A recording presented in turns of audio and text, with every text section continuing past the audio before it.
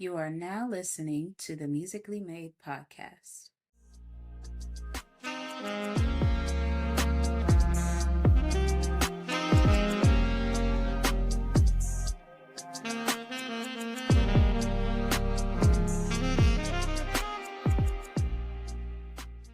Hi, everybody, and welcome back to another episode of the Musically Made podcast, hosted by yours truly, VaNia Ellison. I know it's been a while since you guys have heard from me, and I do apologize for that, but I do bring something great for you guys this week. I have here another artist, and you can go ahead and introduce yourself.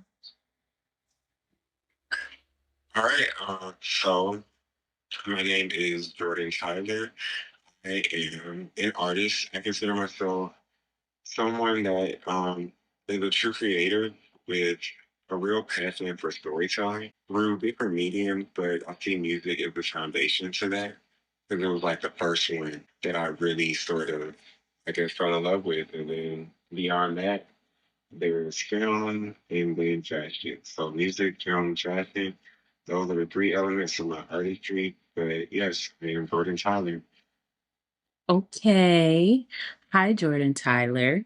So, my first question for you is, can you please describe to me like how you first started like getting into music and like what is your initial connection to music? Um, Good question.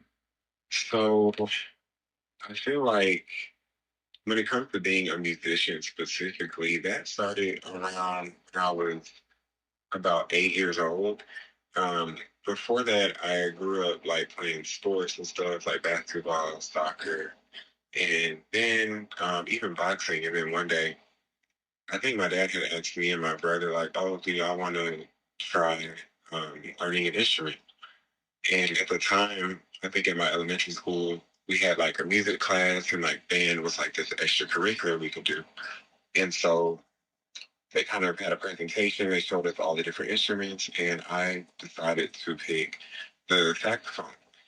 And even I think even before then, yeah, I picked the saxophone, and then my parents had enrolled me in like private lessons, and so maybe a couple times a week, I would go to this music store, and I had this teacher. His name was Mr. Hudson, yeah, and he was like the first music teacher I ever had, and that's where I started my journey as a musician.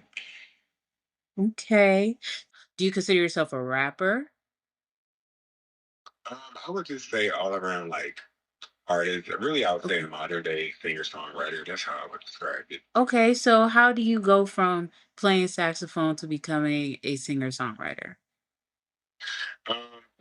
I think having that foundation of playing the saxophone, you know, like I said, since I was 8, it kind of laid the foundation for me to understand music on a deep level.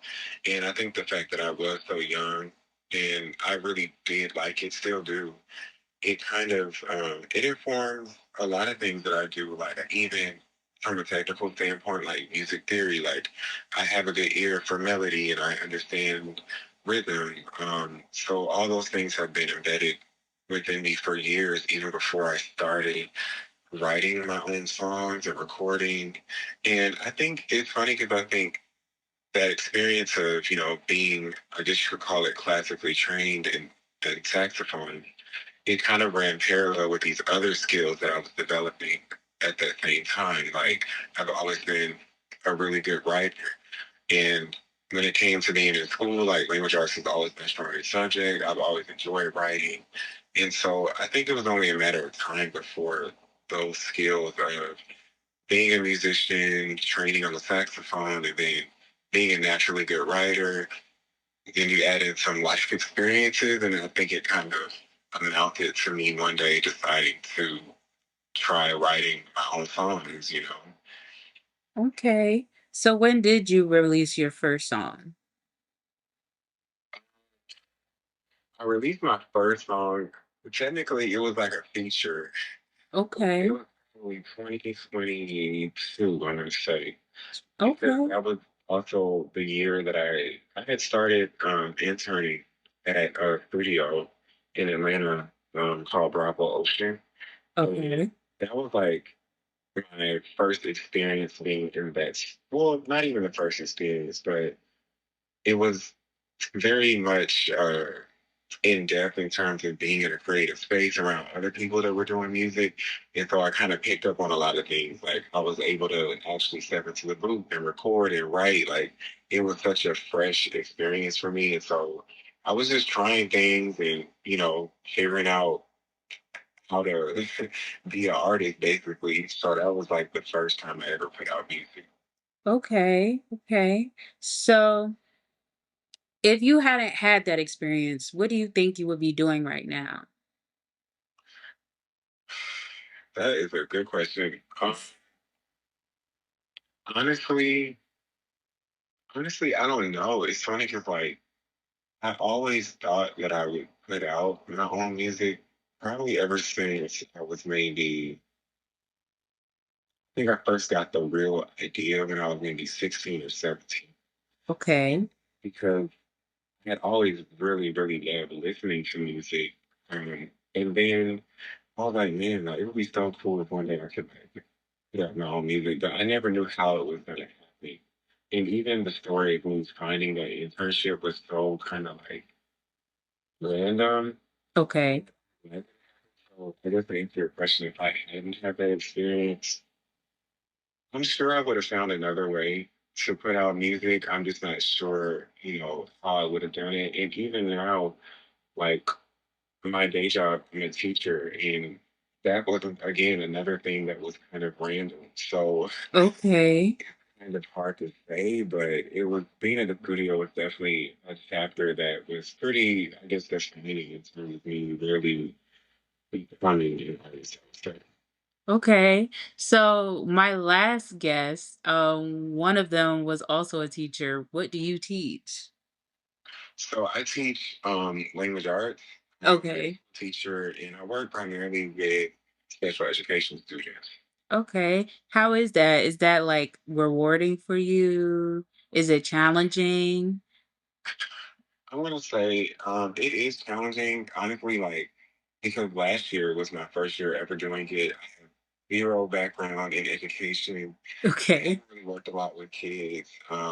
So it was very much like a fish out of water type thing. And Okay. kind of like I often felt like so out of my element. And so every day it was just like trying to, get through it and just do my best.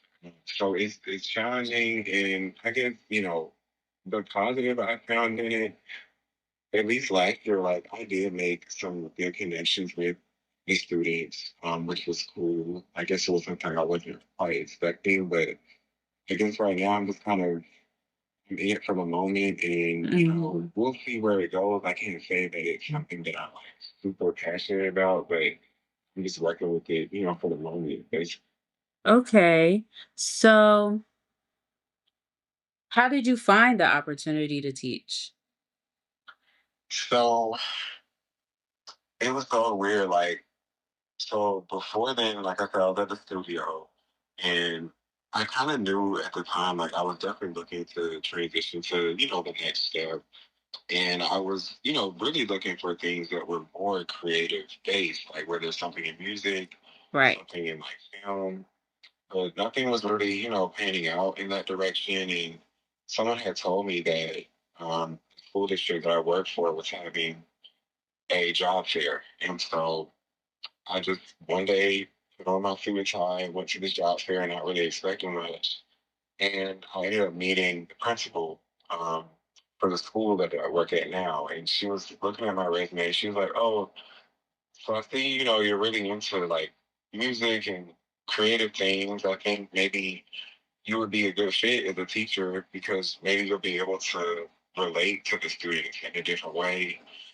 Like you're young and, also, having like a male influence on the students is something that might be, beneficial because, there aren't a lot of male teachers. Mhm. So that was kind of how the opportunity came about. And so based on that conversation, she just brought me along and that's how I started teaching.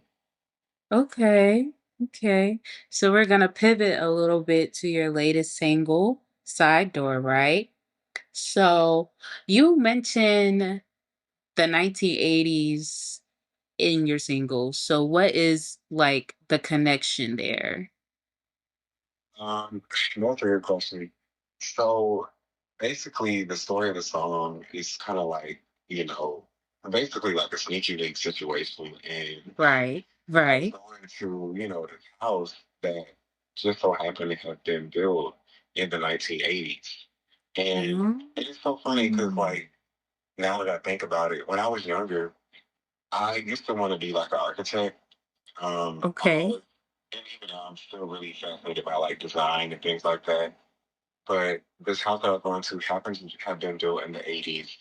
And there were certain aspects of the home that always kind of stood out to me and actually played into how that whole situation happened. Like in the song, I talk about basically having to be snuck in through the side door, which is like I guess you could say, a staple feature of those sort of homes. And I even talk about the basement, and like there was wood paneling on the wall. And all of those things are very reminiscent of that time. Like when you think of the 80s and how homes were built, like those were common features. And so I guess without the home having had been built in the 80s, then maybe that whole story would have never happened the way that it did. And so I just wanted to Mm. capture that because it was something that always, I guess, stood out to me. Okay. So this is based on a true story, right? Yeah, Is that how most of your music is set up? yeah, yeah. All of my music is definitely based on my real life experiences.